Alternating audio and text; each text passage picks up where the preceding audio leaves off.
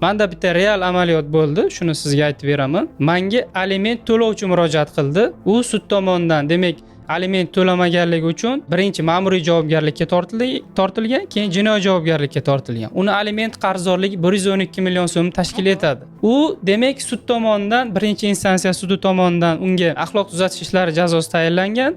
Ayol shikoyat qilgan, jazo turi o'zgartirib, apellyatsiya instansiyasida unga 1 yil ozodlikdan mahrum etish jazosi tayinlangan va u manzil koloniyaga jo'natilgan.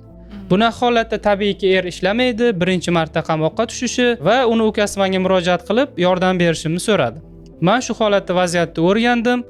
Aliment to'lamasang, sen 1 yilda ham 6 oy deylik, 6 oyda ham bu yerdan chiqib keta olmaysan. Aliment to'lasang, ertaga jazo turi o'zgartirilishi mumkin. Ukasiga ham tushuntirdim, demak, akasiga ham aliment to'lovchiga ham tushuntirdim. 10 kunda o'sha 112 millionni topdi.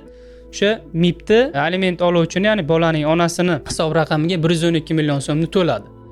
Va biz o'sha iltimos ariza kiritdik, apellyatsiya qarori ustidan, apellyatsiyaning ajrimi ustidan ariza kiritib, taftish shikoyati kiritib, uni demak qamoqdan olib chiqdik otani.